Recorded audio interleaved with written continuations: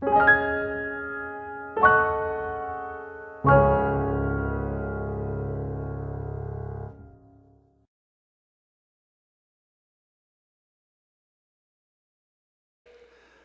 인사합니다. 오늘도 성령님은 우리의 구원을, 또 우리라고 나오시는 분이 있네. 우리의 구원을 확신하게 하십니다. 누가요? 성령님만이. 여러분들의 구원을 아무리 갖고 싶다 할지라도 구원을 확신시켜 주시는 분은 성령님이신 줄로 믿습니다. 예수님을 우리가 믿음으로 구원받은 우리들은 항상 믿음의 증거를 통해서, 이 말씀의 증거를 통해서 우리는 어떻게 해야 돼요? 늘 유념하며 살아야 됩니다. 유념이라는 말은 지난주에도 말씀했듯이 우리가 들은 말씀을 굳게 지키며 굳게 서는 믿음을 말합니다. 그래서 그렇게 믿음의 삶을 살아갈 때만이 우리가 온전한 믿음이 될 줄로 믿습니다. 우리는 말씀을 들으면서도 말씀을 들은 것을 들은 둥 마는 둥 하고 있다가 또 큰 저 문을 열고 가면 다 잊어버리는, 그런 한쪽 귀로 듣고 한쪽 귀로 흘러버리는 그런 듣기만 하고 사는 신앙의 길을 가서는 안 됩니다. 그래야 예수 그리스도를 통해서 이루어주신 큰 구원을 늘 잊지 않고 살아가는 신앙인이 될 줄로 믿습니다. 이제 오늘 본문의 말씀은 이제 처음부터 지금 1절부터 마지막 절까지 예수님이 큰 구원자라고 1절부터 5절까지 4절까지 말씀하셨고, 오늘 그 구원의 창시자인 예수님을 우리가 알게 되겠습니다. 그래서 여기 나오는 끝절까지, 2장 끝절까지가 바로 구원을 위해서 잠시나마 천사보다 못한 사람의 모습을 지니고 이 땅에 사시다 가신 예수님을 말씀하고 있는 것입니다. 그럼 왜 그렇게 만드셨느냐 하는 것에 대해서 답을 먼저 말씀을 드린다면, 우리가 누리며 살아야 할 이 영원의 세계, 영생의 삶을 예수님은 주시려고 잠시 동안 인간의 모습으로 이 세상에 오셔서 살다 가셨다는 것입니다. 왜 그렇겠습니까? 사람을 귀중하게 보셨기 때문입니다. 그래서 하나님은 천사보다 못하도록 낮으신 예수님을 이 땅으로 보내주신 것입니다. 이것이 5절부터 8절까지의 이야기입니다. 우리 인생은 어느 누구나 다 정해진 한계의 시간 속에 살아가는 것입니다. 그런데 우리는 결국 그렇게 살다가 끝나고 마는 인생이어야 되는데, 이 인생이 되지 않도록 하나님은 우리를 귀중하게 보셨다는 것입니다. 그래서 하나님이 준비하신 계획과 일을 우리에게 허락해 주셨다는 것입니다. 그분이 누구냐? 예수 그리스도라는 것입니다.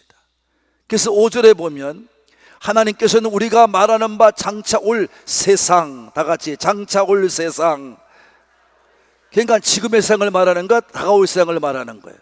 예, 다가올 세상을 말하는 것입니다. 그 장차 올 세상을 우리가 허락하였다는 거예요. 그런데 이 세상은 천사들에게 관리하도록 내버리지 않았다는 거예요. 이거에 대해서는 바로 오늘 우리가 말씀을 통해 있는 것처럼 예수 그리스도께 맡겨놨다는 것입니다.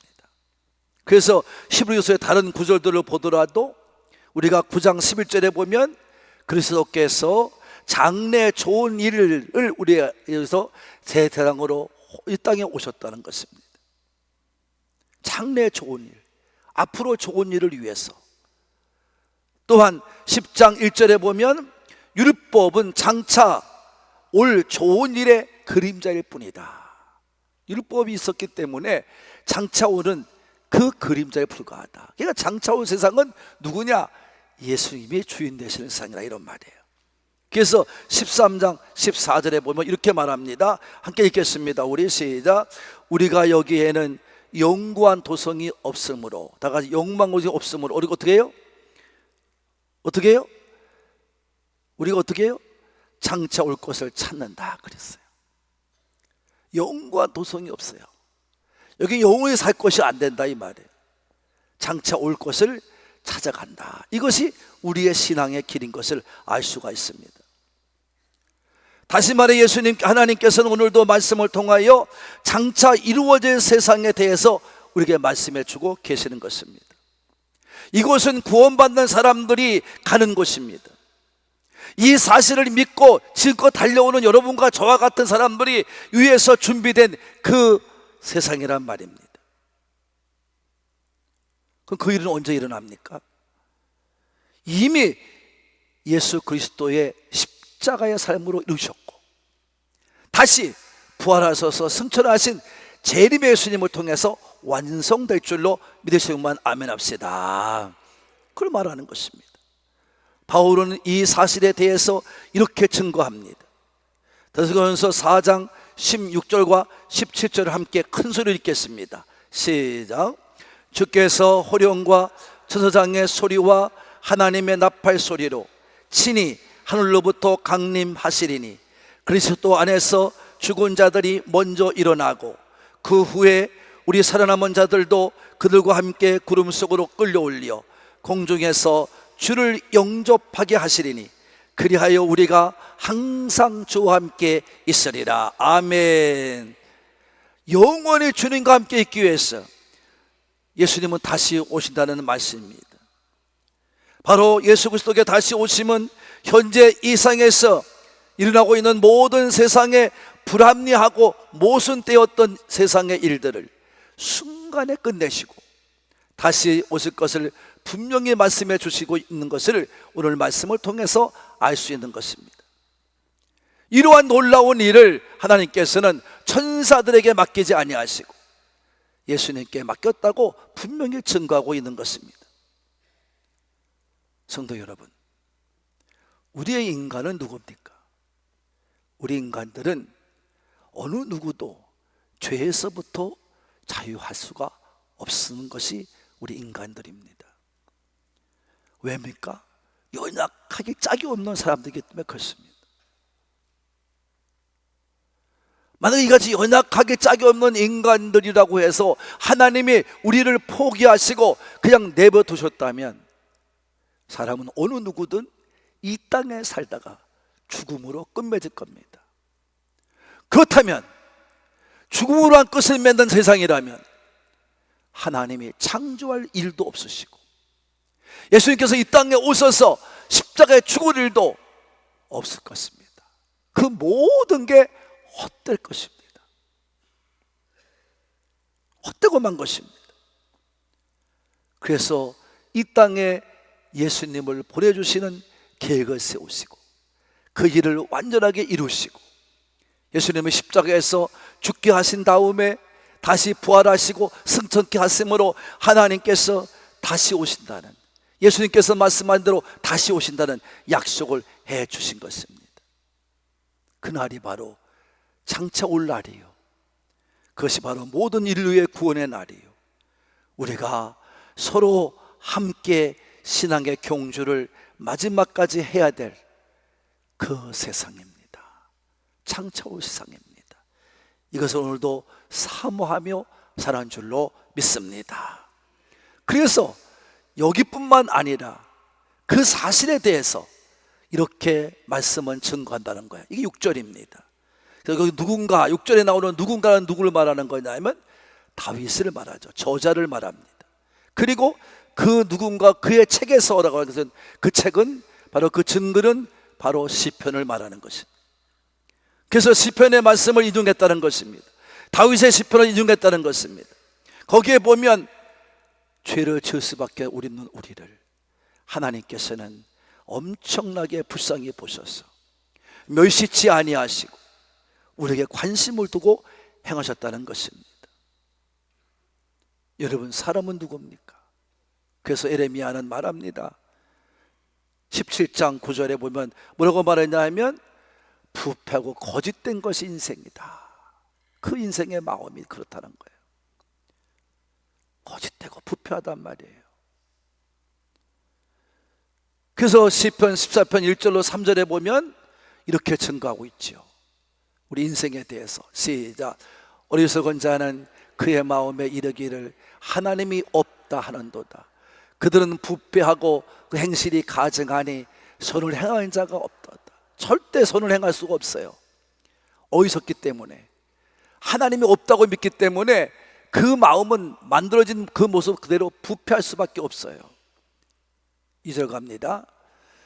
여호와께서 하늘에서 인생을 굽어 살피사 지각이 있어 하나님을 찾는 자가 있는가 보았어요.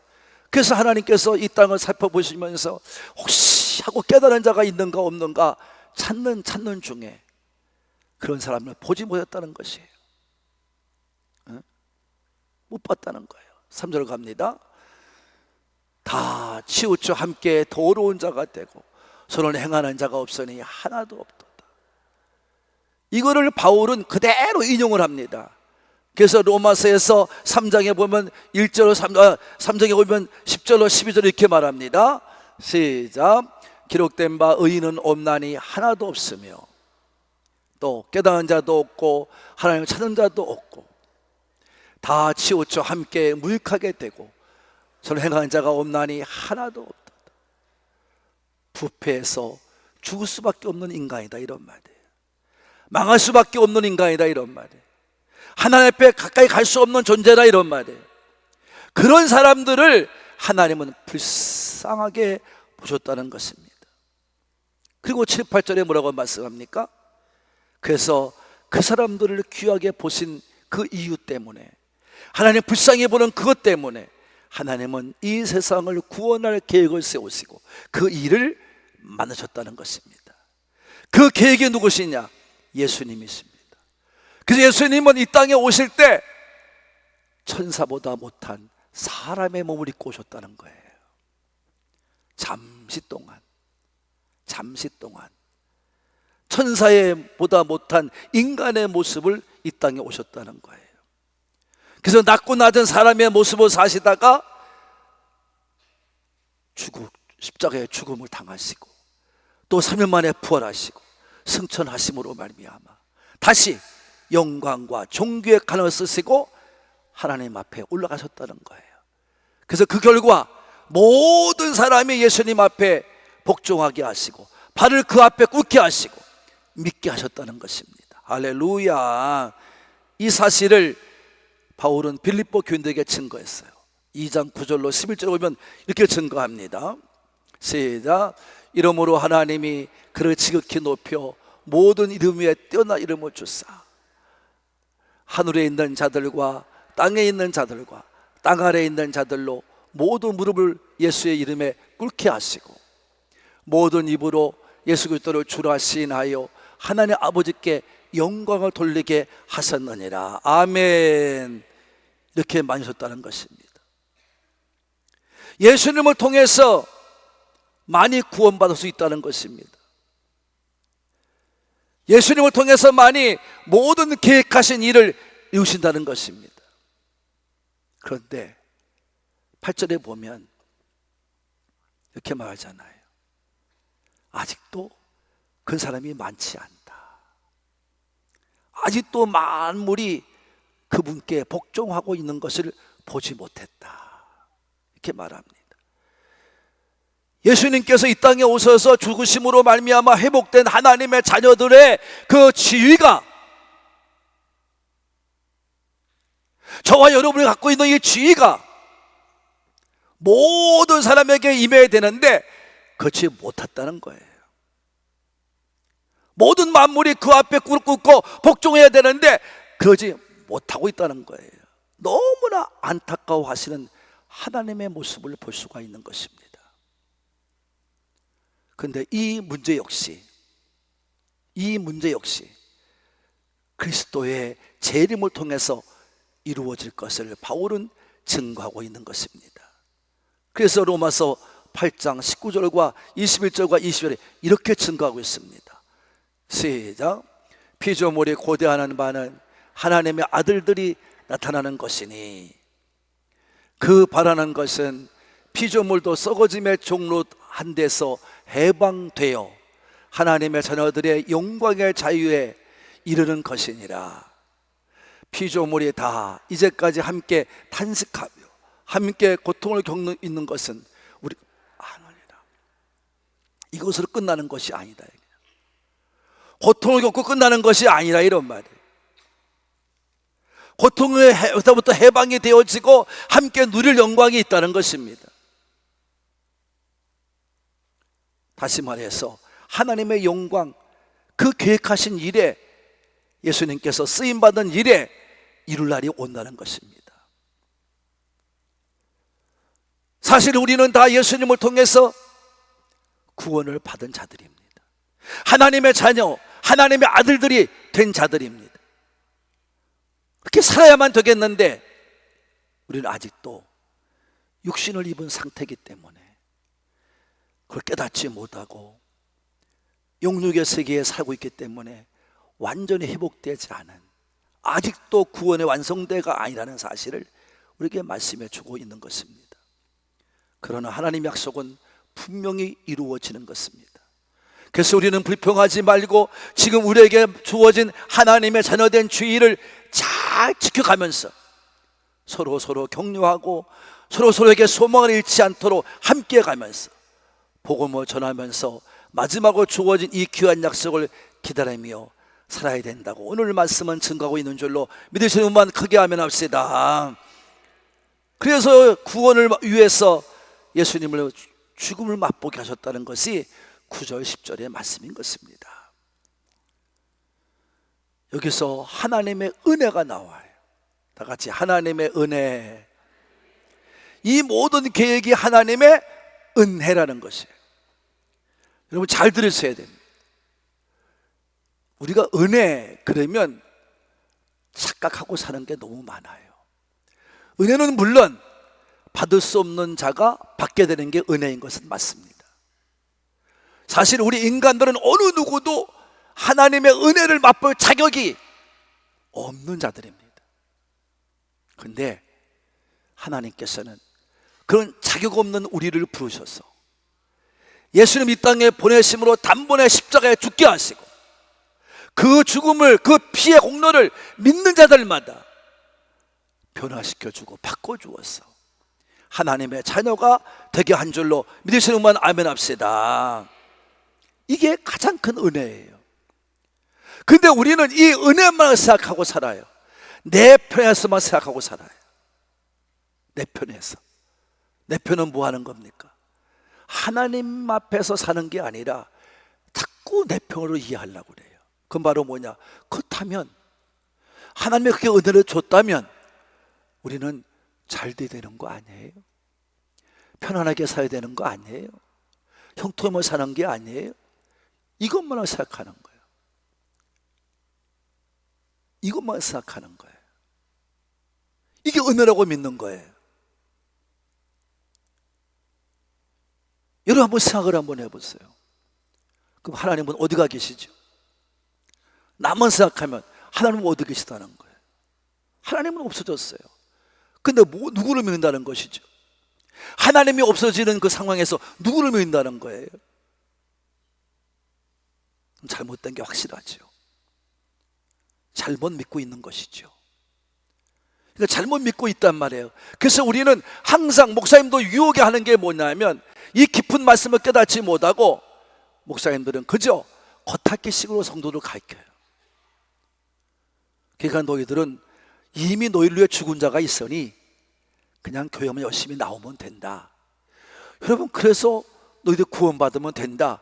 이렇게 유혹의 말, 사탄의 유혹의 말을 합니다. 거짓말이죠. 확실한 거짓입니다. 그래서 저는 이런 말을 하는 사람이 있다면 그것은 하나님의 이름을 팔아서 성도를 속여서 자기 이익을 취하려고 하는, 세상적으로 말하면 사기꾼에 불과하다. 저는 이렇게 표현하는 겁니다. 그게 아닙니다, 여러분. 하나님의 은혜는 무엇입니까? 자격이 없는 우리를 예수님을 통해서 이 땅에 보내주심으로 말미암아 죽게 하신 것이 은혜예요. 그 예수님은 어떻게 죽었습니까? 하나님의 말씀에 끝까지 순종했어요. 한 번도 못한다고 변명하지 않으셨어요. 끝까지 아멘 하고 따라가셨어요. 어디까지? 죽음의 자리까지, 십자가의 자기까지.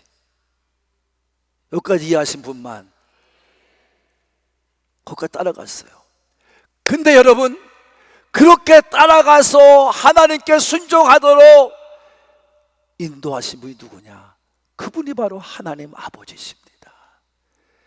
그래서 그 하나님께서 그 예수님께 은혜를 부어주심으로 말미암아 예수님이 끝까지 순종하며 끝까지 죽음까지도 이겨냈던 것인 줄로 믿으시는 분 아멘.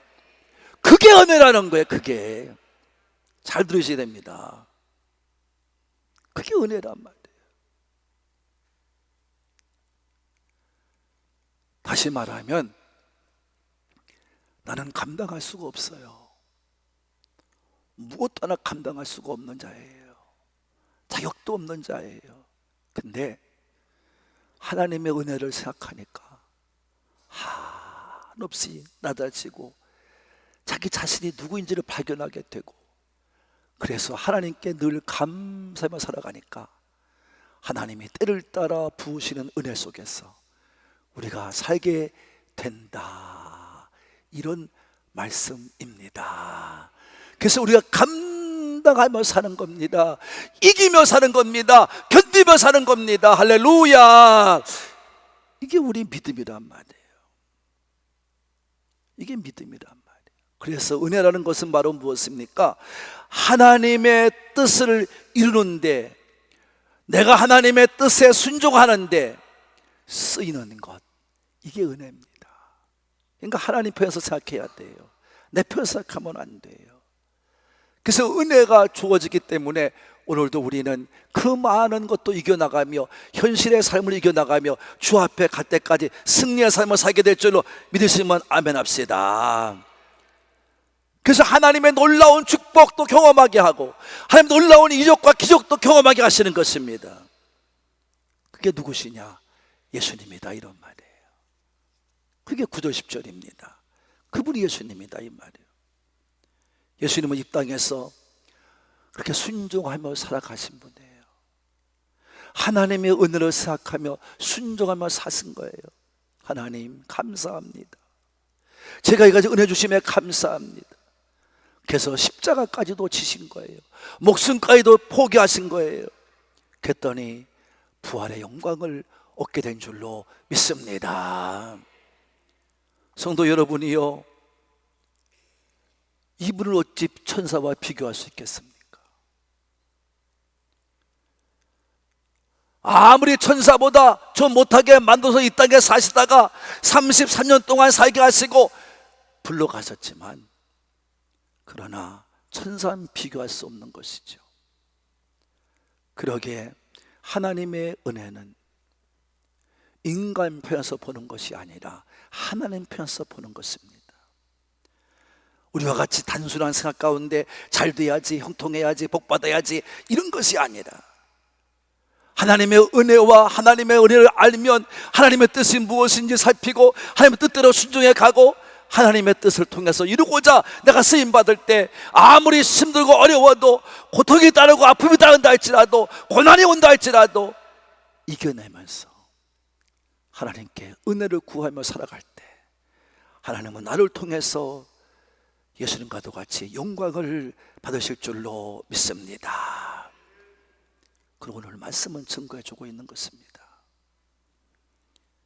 그래서 하나님은 나의 구원자로 믿을 때, 바로 예수님이 나의 구원자로 믿어질 때 나의 믿음이 온전해지는 것입니다. 그래서 본문 10절의 마지막에 보면 이렇게 말합니다. 다 같이 시작. 그들의 구원의 창시자를 고난을 통하여 온전하게 하심이 합당하다, 이 말이에요. 합당하다, 이 말이에요. 우리의 고난의 본이 되셨다, 이 말이에요. 고난을 이기신 주님에서 영광을 얻으셨다, 이런 말이에요. 다시 하나님의 지위의 자리로 올라가셨다, 이런 말이에요. 할렐루야. 사랑하는 하늘 꿈 가족 여러분, 하나님께서는 우리에게도 고난을 주십니다. 왜 주십니까? 구원의 창시자이신 예수 그리스도를 따르게 하기 위해서입니다. 그분이 육신의 몸을 입으시고 땅에 씨가 뿌려진 가도 같이 땅에 오셔서 죽어주시고 부활에 이른 것 같이 우리도 믿고 부활에 이르는 그 길을 가야 되기 때문에 우리에게 보내주신 분이 바로 예수님이신 줄로 믿습니다. 근데 우리는 여기서 깨닫고 가야 될 게 무엇이냐? 근데 우리는 땅에 뿌려지는 것을 감사치를 못해요. 여러분, 이 땅에 오신 것은 죽으러 오신 거예요. 사람이 한 가지 분명한 사실은 태어나서부터 죽음으로 가는 거예요. 이거 하나만 분명한 거예요. 우리가 죽지 않으면 인간이 아니에요. 사람이 아니에요. 그것처럼 예수님이 이 땅에 오셔서 하늘의 미랄이 되어서 죽어주시고 부활의 영광을 얻은 것처럼 우리도 죽어져야 됩니다. 심겨져야 됩니다. 씨가 땅에 떨어지면 땅속에 묻히는 겁니다. 그럼 땅속에 죽어야 됩니다. 죽지 않으면 살아나질 않습니다. 새로운 싹에 도달하지 않습니다. 열매를 거둘 수가 없습니다. 그러나 그 죽음의 땅은 깜깜하고 답답한 땅입니다. 이것이 오늘의 우리 현실입니다. 우리의 삶입니다. 장래가 안 보이니까 우리는 두려워하고 무서워합니다. 답답하고 깜깜한 길을 걷는 것 같습니다. 그래서 사람은 믿음으로 이기려고 들질 아니하고 인간의 방법과 인간의 쾌락을 따라서 살려고 하는 것입니다. 그래서 죽음에 넘겨지기를 두려워해요. 이것이 인간입니다. 그러나 우리는 이걸 이겨야 됩니다. 이기지 않으면 안 됩니다. 이걸 이겨낼 때 우리는 어떻게 할 수가 있습니까? 이겨내는 방법은 하나입니다. 구원의 창시자이신 예수님을 바라보며 생각하며 가야 될 줄로 믿으시는 분만 아멘 합시다. 내가 너희에게 그 분을 보내주시지 않았느냐, 이런 말이에요. 세상에 보현받아 33년 동안 살면서 나의 뜻을 한 번도 어기지 않는 너희의 구원의 창시자 예수 그리스도를 보고 믿지 않느냐, 이런 말이에요. 이걸 잊어서는 안 됩니다.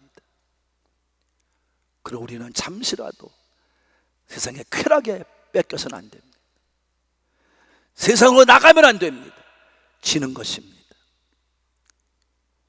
예수님의 믿는 믿음자답게 어떤 고난이 내게 닥쳐오더라도 우리는 영원한 영광의 자리를 생각하며 이겨내야 될 줄로 믿으시면 아멘 합시다.